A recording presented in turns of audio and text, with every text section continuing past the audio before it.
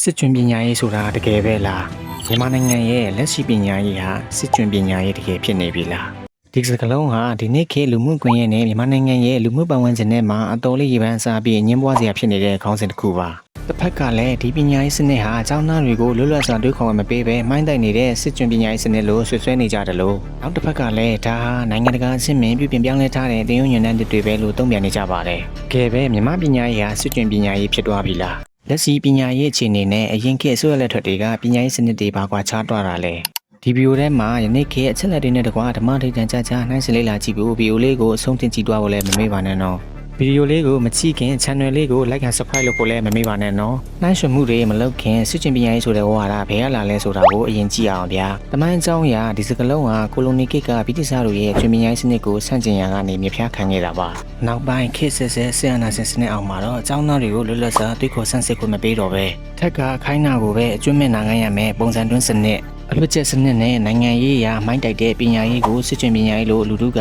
တတ်မှတ်ခေါ်ခဲ့ကြတာပါပညာရေးတမိုင်းကိုပြန်ကောက်ရရင်မြန်မာနိုင်ငံမှာပညာရေးကိုကျွန်းစနစ်နဲ့ပထမဆုံးတွဲဖက်တုံးခဲ့တာကတော့1920ပြည့်နှစ်ဒီဇင်ဘာလ9ရက်မှာဖြစ်ပွားခဲ့တဲ့ပထမဆုံးရန်ကုန်တက္ကသိုလ်ကျောင်းသားတစ်ပိတ်ကနေစတင်ခဲ့တာပါအဲဒီတုန်းကဗြိတိသျှတို့ရဲ့ကန့်သက်ချုပ်ချယ်ခဲ့တဲ့တက္ကသိုလ်အဥပဒေကိုကျွန်းပညာရေးလို့ခေါ်ပြီးတပိတ်မှောက်ပြီးဆန္ဒပြခဲ့ကြတာပါဒါဆိုစစ်ကျွန်းပညာရေးကဘယ်ကစတင်ခဲ့တာလဲ1962မတ်လ2ရက်နေ့မှာဗိုလ်ချုပ်ကြီးနေဝင်းအာဏာသိမ်းပြီးနောက်ပိုင်းအထူးသဖြင့်1962ခုနှစ်ဇူလိုင်လ9ရက်နေ့မှာကျောင်းသားသမဂ္ဂအစအုပ်ဖြိုခွဲခံရပြီးနောက်မြန်မာပညာရေးဟာမှောင်မိုက်တဲ့ခေတ်ထဲကိုရောက်ရှိသွားခဲ့တာပါဒါဆိုလွန်ခဲ့တဲ့ဆယ်စုနှစ်တခုကိုပြန်လှန်ကြည့်အောင်ဗျာ2011ခုနှစ်ဦးသိန်းစိန်ဆိုရတက်လာပြီးနောက်ပိုင်း2014ခုနှစ်မှာအမျိုးသားပညာရေးဥပဒေကိုပြဋ္ဌာန်းခဲ့ပါတယ်။အဲဒီဥပဒေအပေါ်ကျောင်းသားတွေကဗိုလ်ချုပ်ကံမှုအများလုံးလို့ဆိုပြီး2015ခုနှစ်မှာဒီမိုကရေစီပညာရေးအတွက်လမ်းဆောက်ဆန္ဒပြမှုတွေလည်းဖြစ်ခဲ့ပါသေးတယ်။ဒါပေမဲ့တကယ်အလှည့်ပြောင်းကတော့2016ခုနှစ်ကနေ2020ခုနှစ်အထိ NLD ရတန်းဆိုရလက်ထက်မှာဖြစ်ပေါ်ခဲ့တာပါ။အဲ့ဒီအချိန်မှာကမ္ဘာ့ဘဏ်ဂျပန်နိုင်ငံကပူးပေါင်းဆောင်ရွက်ရေးအေဂျင်စီ JICA တို့နဲ့ပူးပေါင်းပြီးခေတ်နောက်ကျနေတဲ့လွတ်ကျက်စနစ်ကိုဖျက်သိမ်းကကလေးပိုပြုတင်ယူမှုစနစ် Chance Interest Operate ဖြစ်တဲ့ KG Plat တဲ့တွင်ညွှန်ညံတဲ့ကိုစတင်မိတ်ဆက်ခဲ့တာပါ။ချက်လက်တွေက2016-2019ဘဏ္ဍာရေးနှစ်မှာပညာရေး30ကိုကျပ်ဘီလီယံ1900ကျော်သုံးစွဲခဲ့ရကနေ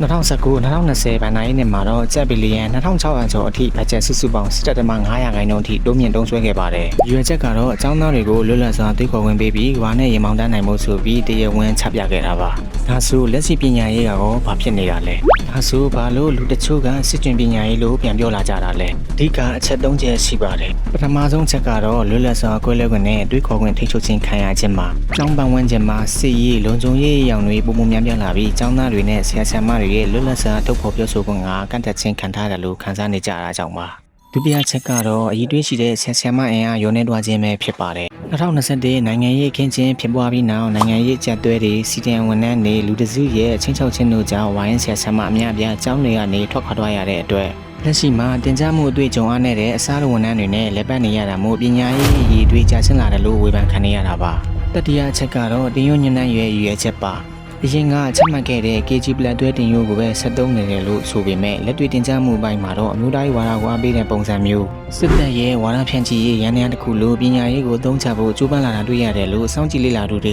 ထောက်ပြကြပါတယ်ချက်လက်တွေကိုခြုံငုံသုံးတယ်ရင်တော့တင်ယုံညံ့စာအုပ်တွေဟာဤပညာရခင်မီနေသေးတယ်ဆိုအောင်တော့ဒါကြောင့်ဘယ်ခေတ်မှာပဲဟိုပညာရေးကပညာရေးပါပဲဒါကြောင့်ပညာရေးကိုဦးစားပေးတဲ့မိဘတွေရှိတယ်လို့ပညာရေးကိုကဲ့ဆောင်ချနေတဲ့မိဘတွေလည်းရှိပါတယ်ဒါကြောင့်ကိုတမိုင်းကိုရေးပြီးအကောင်းဆုံးကြိုးစားကြပါလို့ဒီဗီဒီယိုလေးနဲ့ရှင်းမျှဝေပေးချင်ပါတယ်ခင်ဗျာဒါကြောင့်ကျောင်းသားမိဘများနဲ့ကျောင်းသားလူငယ်များခင်ဗျာတင်တို့ရဲ့အမြင်ကောင်းကိုလက်ရှိမြန်မာပညာရေးတမိုင်းကစစ်ကျွန်းပညာရေးအတိုင်းလုံးဝပုံတူကူချထားတာလားဒါမှမဟုတ်ခေတ်တဲ့အချက်တဲချကပညာရေးတစ်ခုပဲလားဆိုတာအောက်ကကိုမှတ်မှာရင်ကျေးစွာဆွေးနွေးပေးကြပါအောင်ခင်ဗျာယခုလိုတမိုင်းနဲ့ data ထောက်ထားအစုံပညာရေးဗီဒီယိုတွေကိုသဘောကျတယ်ဆိုရင် like and subscribe လေးလုပ်ဖို့လည်းမမေ့ပါနဲ့အောင်နော်နောက်ထပ်ဗီဒီယိုမှာပြန်ဆုံကြမယ်အားလုံးလွတ်လပ်အမှန်ကန်ဆုံးအသိပညာတွေပိုင်ဆိုင်နိုင်ကြပါစေခင်ဗျာ